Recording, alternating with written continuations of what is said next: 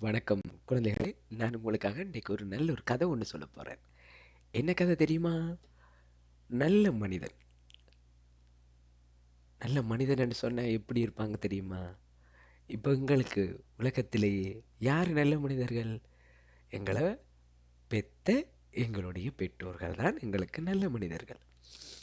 அப்ப இந்த கதையில வரப்போறதும் நல்ல மனிதர்கள் யாருன்னு பார்த்தா பெற்றோர். ஒரு நாள் ஒரு தாய்க்கும் தந்தைக்கும் ஒரு அழகான ஒரு பிள்ளை பிறந்ததாம். குழந்தை பிறந்த உடனே தாயும் தந்தையும் மிகவும் சந்தோஷப்பட்டாங்க. அப்பா, நல்ல குழந்தை பிறந்திருக்கு. எவ்வளவு அழகா இருக்கிறான் பாத்தீங்களா? ஓமம், அழகா இருக்கிறார், உன்ன மாதிரியே இருக்கிறார். ஓமப்பா, நல்லா இருக்கிறார். இவர் வளர்ந்து எங்களை நல்லா பாப்பாரா? கண்டிப்பா அவர் எங்களை மாதிரி தான் இருப்பார். அவர் எப்பயுமே கெட்ட வழிக்கு போக மாட்டார். நானும் நீயும் இவங்களுக்கு நல்ல ஒரு தந்தையாகவும் நல்ல தாயாகவும் இருந்து வளர்ப்போம். ஓமப்பா, நாங்கள் எப்படியாவது இவரை நல்ல இடத்துக்கு கொண்டு வந்துடணும். இந்த உலகத்திலேயே உயர்ந்த இடத்துக்கு என் பிள்ளையை நான் கொண்டு வருவேன். அதுக்கு நான் எவ்வளவு கஷ்டமென்றாலும் படுவேன். அப்படித்தான் என்னோட பகுதியும் அதுதானம்மா. என்னோட உயிர் இருக்கும் வரையும் என்னோட பிள்ளைகளுக்கு நான் தேவையானதை செய்வேன். இப்படி அந்த தாயும் தந்தையும் நினைத்து அந்த பிள்ளையை நன்றாக வளர்த்தார்கள். பிள்ளையும் நன்றாக அழகாக வளர்ந்தது. பிள்ளைக்கு 6 வயதானது. பிள்ளை அழகாக படித்துக் கொண்டிருந்த பிள்ளை மிகவும் சந்தோஷமடைந்தார்கள். ஏனென்றால் அந்த 10ஆம் ஆண்டு தேர்வில் பிள்ளை அதிக மதிப்பெண் எடுத்தான். அம்மா, நான் தான் ஃபர்ஸ்ட் ரேங்க்.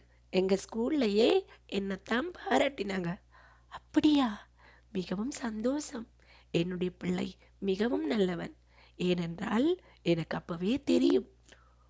உண்மையாவா? வேயா, நான் மிகவும் சந்தோஷம் அடைகின்றேன். ஏனென்றால் நீ பெரியவனாகி எங்களை கண்டிப்பாக நீ பார்ப்பாய். இந்த சமுதாயத்தில் ஒரு நல்ல மனிதனாக வர வேண்டும். கண்டிப்பாப்பா, நான் பெரிய ஒரு மருத்துவரா வருவேன். அப்படியே ஆகட்டும். உன்னுடைய விருப்பங்களுக்கு தாயும் தந்தையும் என்றைக்குமே உடந்தையாக இருப்போம். கவலைப்படாமல் நீ படி. இப்படி வளர்ந்து கொண்டு போன அந்த பிள்ளை அவருக்கு கெட்ட சிநேகிதர்கள் கிடைத்தார்கள். ஏண்டா ஒரே படித்து கொண்டே இருக்கிற, டே வாடா வெளியில போய் விளையாடுவோம். வேணாம் வேணாம், நான் வரையில. நான் படிக்கணும். டேய் ஒரே படிச்சு கொண்டிருக்காதடா, வாடா. ஸ்கூல்ல யாரா உன்னை பார்க்க போறா படிச்சு படிச்சு. இல்லை இல்லை, எங்க அப்பாவும் அம்மாவும் பாவம். நான் வரமாட்டேன். டேய் வாடா. இப்படி அந்த கெட்ட நண்பர்களுடைய சிநேகம் கிடைத்து அந்த நல்ல பையன் சிறிது காலம் கெட்ட பிள்ளைகளோடு சேர்ந்து நடந்தான்.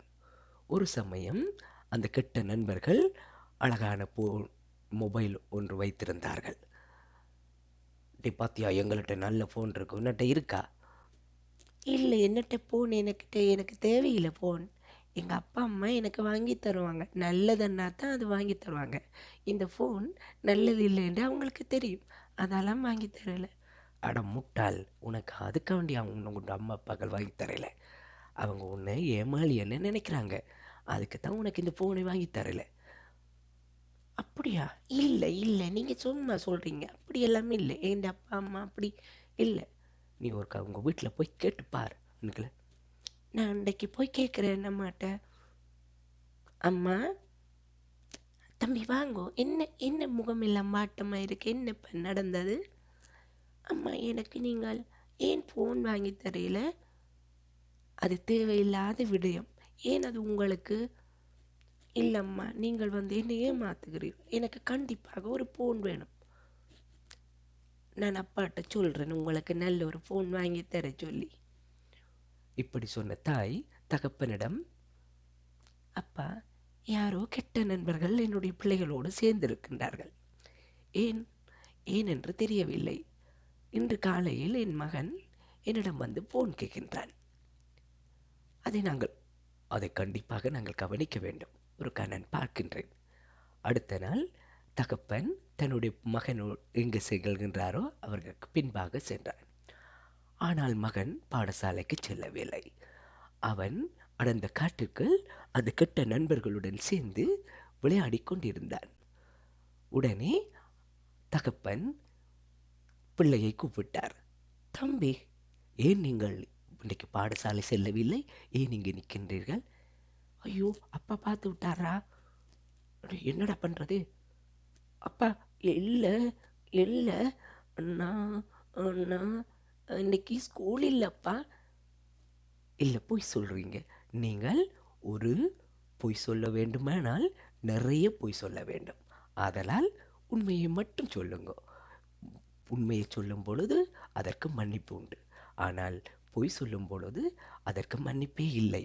ஏனென்றால் அந்த பொய் சொல்வதற்கு இன்னொரு பொய் சொல்ல வேண்டும். அடுத்தது அதை மறைப்பதற்கு இன்னொரு பொய் சொல்ல வேண்டும்.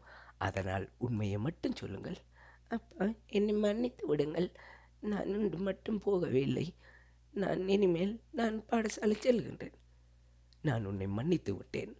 நீ நாளையிலிருந்து ஒழுங்காக பாடசாலை செல் என்று சொன்ன தந்தை பிள்ளையை அடிக்காமல் வீட்டுக்கு கூட்டிச் சென்றார். ஆனால் மகனிடம் அந்த கெட்ட நண்பர்கள், ஏண்டா உண்ட அப்பா உன்னை எவ்வளவு பயமுறுத்தி வச்சிருக்கா பாரு, நாளைக்கு உண்ட அப்பா இதால் போவாடுறானே, உண்ட அப்பாக்கு நாங்கள் என்ன செய்கிறோம் பாரு. இல்லை, வேணாம், எங்கள் அப்பாவை ஒன்றும் பண்ண வேணாம். டே சும்மாறா, உண்ட அப்பா இல்லைன்னு சொன்ன, நீ எவ்வளோ ஜொலியாக இருக்கலாம் தெரியுமா? உண்ட அம்மா எவ்வளோ ஒன்றில் அன்பாக இருப்பாங்க, கேட்குறதெல்லாம் வாங்கி தருவாங்க.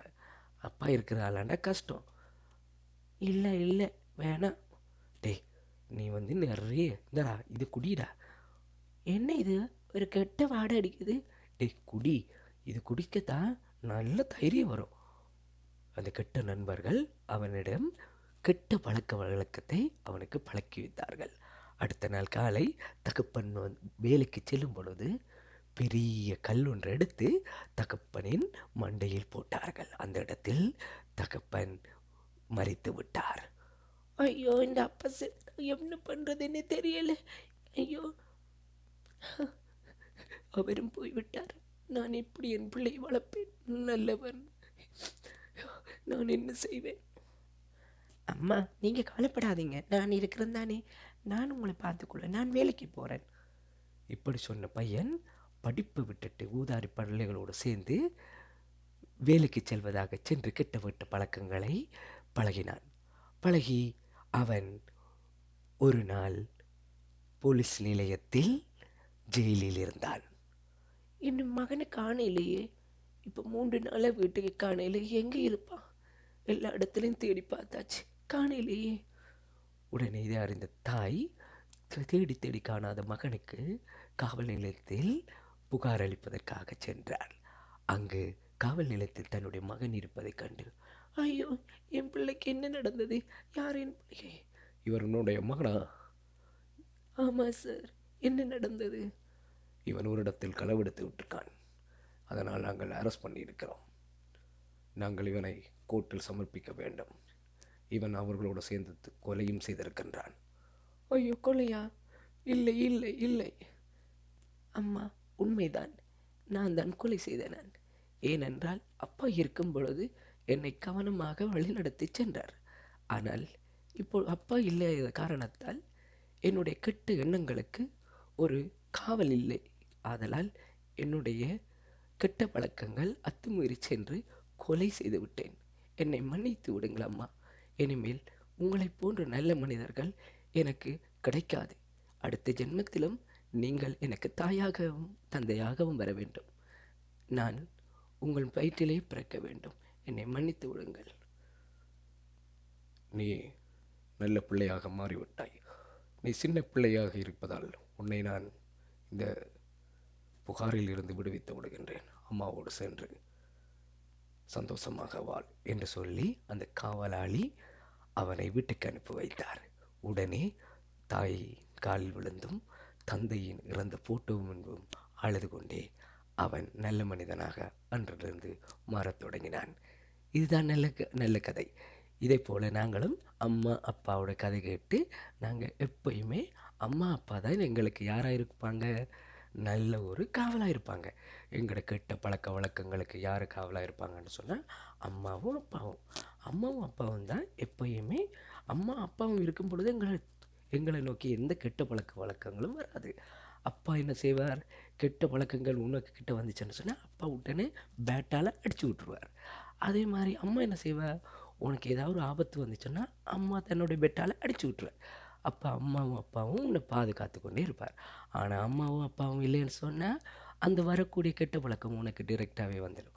அதனால் அப்பாவும் அம்மாவும் தான் எங்களுக்கு நல்ல ஒரு ஃப்ரெண்ட், நல்ல ஒரு வேலி, நல்ல ஒரு மனிதர்கள். பாய் பாய்.